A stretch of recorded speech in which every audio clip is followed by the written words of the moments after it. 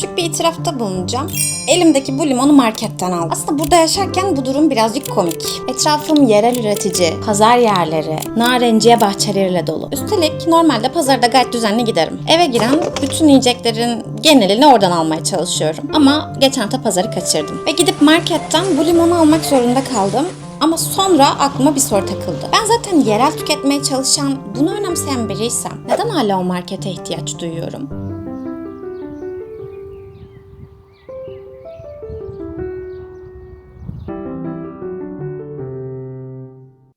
Çünkü mesele aslında sadece bir limon değil. Delicesinde tüketim çağında lokal kalmak gerçekten ne kadar mümkün ve bunun bizim için bir sınırı var.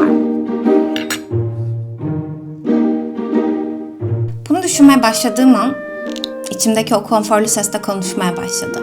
Biraz abarttığımı da düşünmüyor değilim. Sonuçta arada aksaklıklar olsa da düzenli şekilde pazara gidiyorum. Elimden geleni de yapmaya çalışıyorum. Daha ne yapabilirim ki? Dolapta geçen hafta her türlü sıcağa katlanıp pazardan aldığım o şeyleri gördüm. Ve bir şey fark ettim. Ben eğer bir sebzeyi, meyveyi pazardan alıyorsam her anı çok iyi hatırlıyorum. İşte ne bileyim, havanın ne kadar sıcak olduğunu hatırlıyorum. O gün esnafla konuştuysam onunla sohbetimi hatırlıyorum. Hangi tezgahtan aldığıma kadar aklımda kalıyor. Ama market ürünlerinde böyle bir şey olmuyor maalesef. Belki de yerel tüketim sadece bir alışveriş meselesi değildir. Pazara varmadan önce şu teoriyi bir netleştirelim. O da lokal tüketimin ne olduğu. En basit tabiriyle alacağım bir şey varsa onu çevrendeki, civarındaki en yakın yerden almak. Ama bu en yakın yer market diye almak olmuyor. Tamam, çok karmaşık bir şey değil. Sadece harcayacağın paranın mümkün olduğunca yaşadığın bölgede kalması. Yapabildiğin kadar üreticiden, pazarcıdan, mahalle esnafından alışveriş yapıyorsan aslında tamamlıyorsun. Ben de bu alışveriş seansında kendimle küçük bir oyun oynamak istiyorum. Pazara gidiyoruz. Gün boyu karşıma çıkan her şeyi, yani her tüketimimi bu gözle bir değerlendireceğim. Yani bir ürüne bakarken 3 şeyi değerlendireceğim. Satan kişi ürününü gerçekten kendi mi üretiyor? Bu ürün buraya ne kadar uzaklıktan geliyor? Ve verdiğim para burada mı kalıyor yoksa başka bir yere mi gidiyor? Aslında yapmak istediğim gerçekten ne kadar yerel yaşadığımı görmek. Ve daha da önemlisi bu yeni dünyada hayatımızı yerelleştirmek ne kadar mümkün. Pazarın harika bir tarafı var evet ama çok sert bir kuralı da var. Yani resmen sen ona uyuyorsun, o sana uymuyor. Pazarın belli bir günü var. Mevsimin kendi zamanı var. Üretimin, toprağın bir ritmi var. Ama bizim modern hayatlarımız o ritimle akmıyor. Diğer tarafta ise zincir marketler. Aslında yılın her günü açıklar. Her mevsim her şey var. Canın neyi ne zaman isterse o saniye ulaşabilirsin. Ve dürüst olmak gerekirse bu muazzam konforun çekici olmadığını söylersem tamamen yalan söylemiş olurum. Ama yerel tüketimi sadece bir domates almakla sınırlayamayacağım. Kolay gelsin, merhaba. Yani bir insanla temas etmek aslında. Marketten çıkınca kimin kazandığını bilmiyorsun ya da ama pazardan çıkınca çoğu zaman biliyorsun. Hiç tanımadığım, daha önce görmediğim bitkileri görebiliyorum. Allah Allah.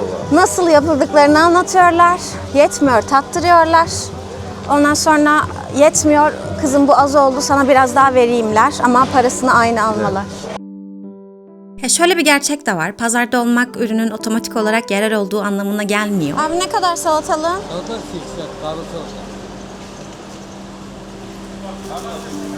Sera mı ne bu? Değil, dış. Bir tadına bakabilirsin ya. Bunu nasıl anlayacağımız da başlı başına başka bir konu. Neyse devam edelim. Kesinlikle yerel yaşama felsefesini çok seviyorum ama henüz kahve konusunda ne yapacağımı bilemiyorum. Yani düşününce kahvem bambaşka bir şehirden geliyor. Sırf lokal olacağım diye bu tattan vazgeçmeyi pek istemiyorum. Yani sanırım benim asıl meselem %100 lokal olmak değil. Yani ben zaten böyle bir çağda değilim. Dondurucuya en son mu gelsek? Ne baktım ben de çok bilmem ama şurada belki bir sosumsu bir şeyler vardır bize yarayacak. Tuzu azaltılmış. Aradığımız buydu. Oha fiyata bak. Kabak yerel. Erik halden. Limon muhtemelen yerel. Kahve kesinlikle değil. Maden suyu değil. Benim hayatımın büyük bir kısmı zaten bu iki dünyanın kaçınılmaz bir karışımıymış.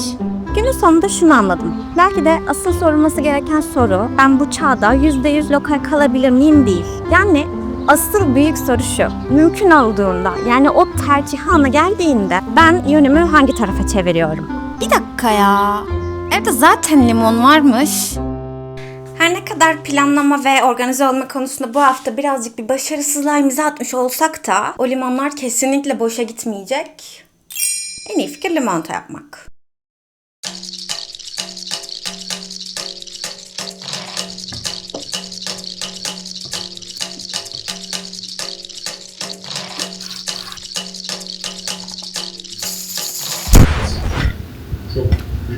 Sabah yola çıkarken sorduğum o soruya geri dönelim. Bu dünyada yerel yaşamak gerçekten mümkün mü? Bence evet.